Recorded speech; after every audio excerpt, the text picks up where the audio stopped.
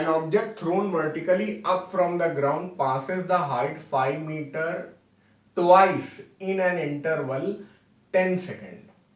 What is the time of flight? ठीक है, मतलब पूरी जो उड़ान का समय था वो क्या था। पहले आप समझ लीजिए क्या हो रहा है। चिमटा टाइप का बना देते हैं। यहाँ पे अपना पार्टिकल जो है ऐसे गया और ऐसे नीचे गिर गया, और ये देखा गया कि जब वो 5 मीटर हाइट पे था, 5 मीटर हाइट का ये पॉइंट हमने मार्क कर दिया ए, 5 मीटर का ये पॉइंट हम लोग ने मार्क कर दिया बी।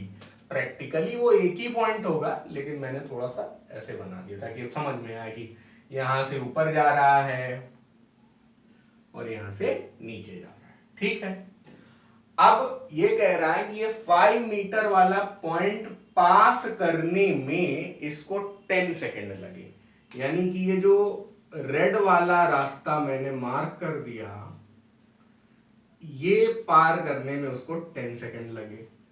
तो आप बताइए कि पूरा टाइम ऑफ फ्लाइट कितना है। मतलब ये अगर 10 सेकेंड है तो ये पूरा टाइम 10 सेकेंड से थोड़ा ज्यादा ही होना चाहिए। देखते हैं कितना आता है। देखिए, सबसे पहले तो इस पॉइंट से इस पॉइंट तक गिरने की यात्रा आप समझिए, है ना। पूरी हाइट मान लीजिए एस है, तो इस पॉइंट से इस पॉइंट तक गिरने में कितनी डिस्टेंस ट्रेवल की गई होगी, एस माइनस 5। यहां पे फायदा ये होगा, इस पॉइंट से इस पॉइंट तक गिरने में उसको लग रहे होंगे 5 सेकेंड, क्योंकि यार आपको बोला गया है यहां ओ है, मान लीजिए टॉप पॉइंट, तो ए से ओ जाने में, ओ से बी जाने में उसे 10 सेकेंड लग रहे हैं, तो यानी ओ से बी जाने में उसे 5 सेकेंड लग रहे होंगे। ठीक है, बस इस बात को हम लोग एम्प्लॉय करेंगे। तो s माइनस 5 कवर अप करने में, यानी o से b जाने में ut plus half eighty square ऐसा लगा सकते हैं, हाफ gt स्क्वायर लगा सकते हैं। s और 5 में कंफ्यूज मत होइए, मैं ऐसा s बना दे रहा हूं, ये है s, ये है s। ठीक है, माइनस 5, और देखिए यहां से रेस्ट से ड्रॉप हो रहा है तो इसको 0 कर लीजिए। जी भाई कितना लेना है, जी ही ले लेते हैं, कुछ बोला नहीं गया है। टाइम आपको कितना लग रहा है, यहां से लेके यहां तक आने में आपको 5 सेकंड लग रहे हैं, 5 स्क्वायर। ठीक है, तो यहां से आपको s मिल गया कितना, 5 प्लस 25/2। चलो मैं जी 10 ले लेता हूं, मुझसे रहा नहीं जा रहा है, तो 10 ले लिया हमने, क्योंकि फिर थोड़ा वैसा कटने वटने वाला बन नहीं रहा है। तो 5 इंटू 25, 125 हो गया, 125 प्लस ये वाला 5 इधर आ चुका है, तो एस अपना आ गया 130 मीटर। मतलब इस क्वेश्चन में ये भी पूछ सकता था कि ये सब सिचुएशन आप बताइए, what was the total height, तब भी बढ़िया सवाल बन जाता, लेकिन भाई ये पूछा ही नहीं गया है।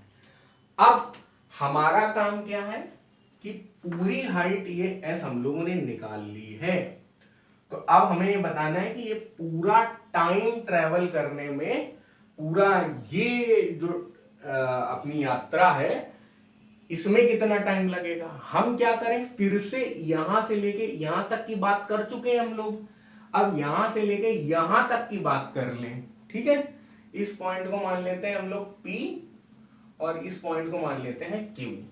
तो O से लेके Q तक की यात्रा देख सकते हैं हम लोग। क्यों इसमें फायदा होगा, फिर हम लोग O पे मान लेंगे कि हाईएस्ट पॉइंट पे वेलोसिटी 0 थी। मतलब हम लोग ये इतना टाइम निकाल लें, O से लेके Q तक जाने वाला टाइम निकाल लें, उस टाइम को बाद में हम लोग डबल कर लेंगे, तो टोटल टाइम ऑफ फ्लाइट आ जाएगा।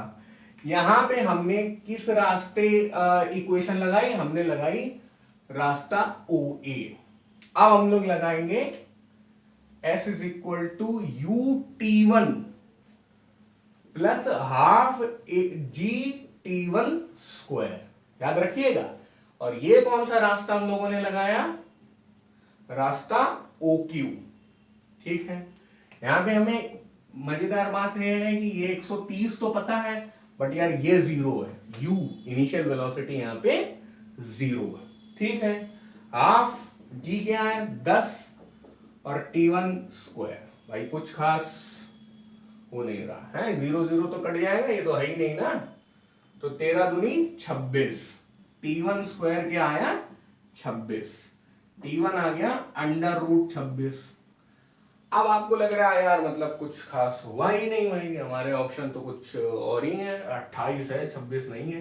लेकिन याद करो हमने OQ का टाइम निकाला t1, लेकिन हमें चाहिए POQ का टाइम, पाकिस्तान ऑक्यूपाइड कश्मीर, ठीक है।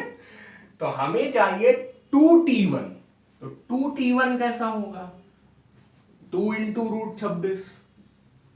तो अब यार अब भी आंसर नहीं मैच कर रहा, लेकिन आंसर अपना मैच कर रहा है।